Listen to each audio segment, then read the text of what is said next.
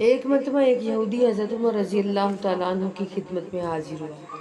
اور نہایت ادب سے عرض کیا، اے مسلمانوں کے خلیفہ، میں ایک یہودی ہوں اور میں نے سنا ہے کہ مسلمانوں کا دین سچ میں اس آخری نبی کا دین ہے جس کا ذکر ہماری الہامی کتابوں میں موجود ہے۔ اے خلیفہ دوم، میں آپ سے کچھ سوالات کرنا چاہتا ہوں۔ اگر آپ نے میرے سوالات کا جواب اس طرح سے دیا کہ ان جوابات کو میری عقل تسلیم کر لے تو میں اپنا دین چھوڑ کر آپ کے دین کی پیروی کروں گا۔ تو حضرت عمر نے فرمایا، اگر تم واقعی میں کوئی سوال کرنا چاہتے ہو تو تم حضرت علی کے پاس چلے جاؤ، تمہیں تمہارے سب سوالوں کے جواب وہیں سے ملیں گے۔ تب وہ یہودی حضرت علی کے پاس پہنچا اور بڑے ادب سے مخاطب ہوا، اے علی رضی اللہ تعالیٰ عنہ، میں نے اپنی الہامی کتابوں میں سنا ہے کہ یہ ایک سچے نبی کا دین ہے۔ میں آپ رضی اللہ تعالیٰ عنہ سے کچھ سوالات کرنا چاہتا ہوں تاکہ میں ان کے تسلی بخش جواب سن کر اس دین کی پیروی کروں۔ حضرت علی نے فرمایا، اے ابن آدم، مجھ سے جو بھی سوالات کرنا چاہتے ہو بلا جھجک کرو، میں تمہارے سارے سوالات کا صحیح جواب دوں گا۔ وہ شخص بولا، میرا پہلا سوال یہ ہے کہ وہ کون سی ایسی چیز ہے جس کے نہ ہاتھ ہیں، نہ پاؤں ہیں اور نہ جسم ہے، سارے کا سارا منہ ہے۔ اور میرا دوسرا سوال یہ ہے کہ زمین پر وہ کون سی ایسی چیز ہے جو ہر وقت چلتی رہتی ہے، کبھی رکتی نہیں۔ میرا تیسرا سوال یہ ہے، روئے زمین پر وہ کون سا ایسا درخت ہے جو بغیر پانی کے پیدا کیا گیا تھا۔ اور میرا چوتھا سوال یہ ہے، آپ کا دین کہتا ہے کہ لوگ جنت میں کھائیں گے اور پئیں گے مگر نہ پیشاب اور نہ پخانہ کریں گے، آخر یہ کیسے ممکن ہے؟ اور پانچواں سوال، وہ ایسا کون سا درخت ہے کہ جس کے سائے میں 100 سال انسان چلتا رہے، اس کا سایہ پھر بھی ختم نہ ہوگا۔ میرا چھٹا سوال یہ ہے کہ ایسا کون سا انسان ہے کہ جس کی عمر 50 سال اور اس کے بیٹے کی عمر 100 سال تھی، یعنی وہ بیٹا اپنے باپ سے 50 سال بڑا تھا۔ میرا ساتواں سوال یہ ہے کہ اس زمین پر ایسے کون سے انسان تھے جنہیں مرنے کے بعد دوبارہ زندہ کیا گیا۔ اور آٹھواں سوال ہے کہ اس زمین پر ایسے کون سے دو جانور تھے جنہیں مرنے کے بعد دوبارہ زندہ کیا گیا۔ اور نواں سوال یہ ہے کہ اللہ تعالیٰ کے ایسے کون سے پیغمبر تھے جنہیں اللہ تعالیٰ نے آسمان سے زمین پر بھیجا تھا، اور وہ پیغمبر نہ جن تھے، نہ انسان اور نہ فرشتہ۔ اور میرا 10واں سوال یہ ہے، جب حضرت موسیٰ علیہ السلام نے اللہ تعالیٰ سے کلام کیا تو کیا حضرت موسیٰ علیہ السلام سے پہلے اور حضرت آدم علیہ السلام کے بعد ان کی اولاد میں سے کسی کے ساتھ اللہ تعالیٰ نے کوئی کلام کیا تھا؟ اگر کیا تھا تو کس سے کلام کیا تھا اور کیا کلام کیا تھا؟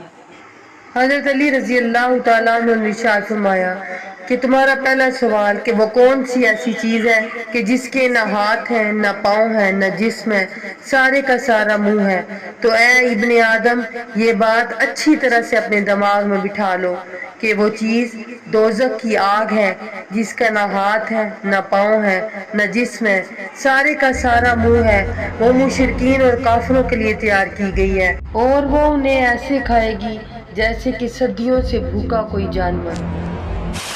تمہارا دوسرا سوال کہ زمین پر وہ کون سی ایسی چیز ہے جو ہر وقت چلتی ہی رہتی ہے، کبھی رکتی نہیں، تو اے بنی آدم، اس کا جواب ہے پانی۔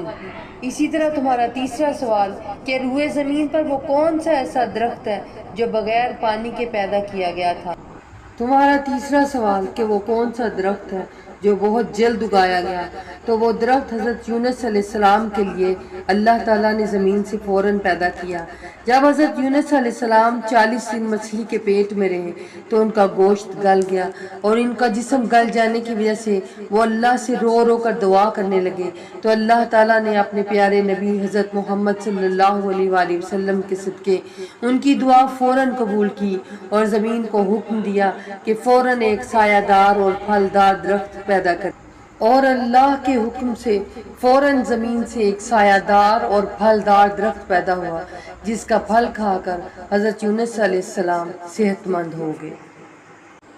اور اب تمہارا اگلا سوال یہ ہے کہ جنت میں جنتی لوگ کھائیں گے بھی اور پئیں گے بھی، مگر وہ نہ پیشاب کریں گے نہ پیخانہ، تو یہ کیسے ممکن ہے؟ تو اس کی مثال تمہارے سامنے دنیا میں ہی ہے، جیسا کہ ایک بچہ اپنی ماں کے پیٹ میں 9 ماہ تک رہتا ہے، اور اس 9 ماہ کے دوران وہ خوراک کی نالی سے کھاتا بھی ہے اور پیتا بھی ہے، مگر وہ اپنی ماں کے پیٹ میں نہ پیشاب کرتا ہے اور نہ پخانہ۔ تو اگر اللہ چاہے تو جنتی لوگ جنت میں کھائیں گے بھی اور پیئیں گے بھی، اور انہیں حاجت پیش نہیں آئے گی، اور پھر جنتی لوگ جہاں سے چاہیں گے کھائیں گے اور پئیں گے، اور اگر وہ رفع حاجت محسوس کریں گے تو اللہ کی طرف سے ایک خوشبودار ڈکار آئے گی اور ان کی حاجت روائی ہو جائے گی۔ اور تمہارا اگلا سوال یہ ہے کہ وہ ایسا کون سا درخت ہے کہ جس کے سائے میں انسان 100 سال تک چلتا رہے، اس کا سایہ پھر بھی ختم نہ ہوگا؟ تو اس کا جواب یہ ہے کہ وہ جنت کا درخت ہے، اس کا نام ہے طوبہ۔ شجر طوبہ جنت کے درختوں میں سے ایک درخت ہے۔ اس کی ٹہنیاں اور شاخیں اتنی بڑی ہیں کہ جنت میں موجود ہر گھر تک پہنچتی ہیں، اور یہ درخت 7 آسمانوں تک پھیلا ہوا ہے، اور اس درخت کے نیچے اللہ تعالیٰ نے مشک، زعفران اور عنبر کے پہاڑ بنائے ہوئے ہیں۔ اور اے ابن آدم، اب تمہارا اگلا سوال یہ تھا کہ وہ ایسا کون سا انسان ہے جس کی عمر 50 سال لیکن اس کے بیٹے کی عمر 100 سال تھی، یعنی وہ بیٹا اپنے باپ سے 50 سال بڑا تھا۔ تو وہ تھے حضرت عزیر علیہ السلام۔ جب ان کا گزر ایک بستی سے ہوا جس کے باشندے اللہ کے عذاب کی وجہ سے تباہ و برباد ہو چکے تھے،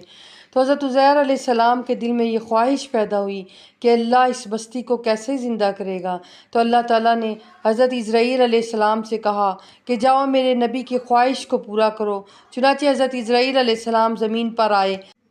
اور حضرت عزیر علیہ السلام اور ان کے گدھے کی روح قبض کر لی۔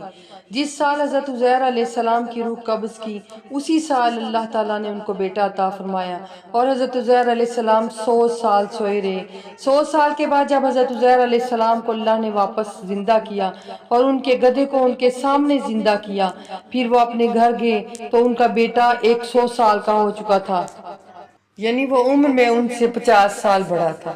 اب تمہارا اگلا سوال یہ ہے کہ زمین پر ایسے کون سے انسان تھے جنہیں مرنے کے بعد دوبارہ زندہ کیا گیا؟ تو وہ تھے اصحاب کہف کے لوگ۔ اور اس سے اگلا سوال یہ ہے کہ اس زمین پر ایسے کون سے 2 جانور تھے جنہیں مرنے کے بعد اللہ تعالیٰ نے دوبارہ زندہ کیا؟ تو ان میں سے ایک حضرت عزیر علیہ السلام کا گدھا تھا اور دوسرا اصحاب کہف کا کتا۔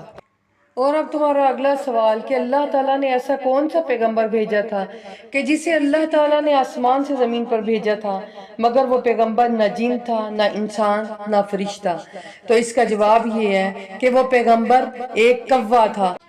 جب قابیل نے حابیل کو قتل کیا تو اسے سمجھ نہیں آ رہا تھا کہ وہ اپنے بھائی کی لاش کو کیسے چھپائے، تب اللہ تعالیٰ نے آسمان سے ایک کوا بھیجا جس نے ایک دوسرے کوے کو مار کر زمین میں دفنا دیا۔ اس طرح اللہ تعالیٰ نے ایک کوے کے ذریعے قابیل کو بتایا کہ وہ اپنے بھائی کی لاش کو کیسے چھپائے۔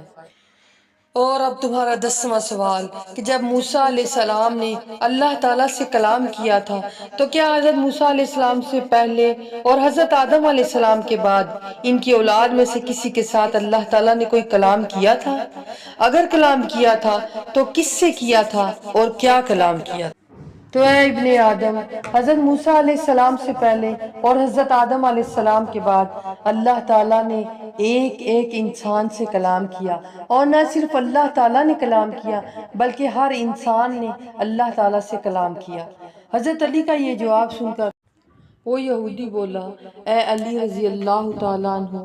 ہر ایک انسان نے اللہ سے اور اللہ نے انسان سے کیسے کلام کیا؟ حضرت علی رضی اللہ تعالیٰ عنہ نے فرمایا کہ اللہ تعالیٰ کی کلام قرآن مجید میں ہے کہ حضرت آدم علیہ السلام کی تخلیق کے بعد اللہ تعالیٰ نے ہر اس انسان سے کلام کیا جسے اللہ تعالیٰ نے زمین پر بھیجنا تھا۔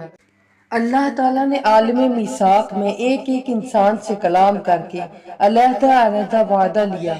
کہ اے میرے بندے، کیا میں ہی تیرا خدا ہوں اور میں ہی زمین و آسمان میں بسنے والی تمام مخلوقات کا خالق ہوں اور مالک ہوں؟ اور تمام انسانوں نے جواب دیا تھا کہ بے شک اے خدا، تو بہت بڑائی اور عظمت والا ہے، ہر چیز تیری ہی پیدا کی، ہمیں مارے گا اور تو ہی ہمیں زندہ کرے گا۔ پس اللہ تعالیٰ نے فرمایا میں تمہیں آزمانا چاہتا ہوں کیونکہ میرے پاس تمہارے لیے کبھی نہ ختم ہونے والی عیش و عشرت ہے اور جنت کی تمام لذتیں ہیں، لیکن میں تمہیں عیش و عشرت اور جنت کی تمام لذتیں دینے سے پہلے تمہارے وجود سے خدا ہونے کی حیثیت کو مٹا کر کچھ عرصے کے لیے تمہیں زمین پر بھیجنا چاہتا ہوں۔ زمین پر بھیجنے کے بعد اگر تم مجھے زمین پر تلاش کرو اور مجھے پہچان کر دوبارہ اپنا خدا مان لو گے تو تمہارے لیے جنت میں ایسی ایسی نعمتیں ہوں گی جن کا تم کبھی تصور بھی نہیں کر سکتے۔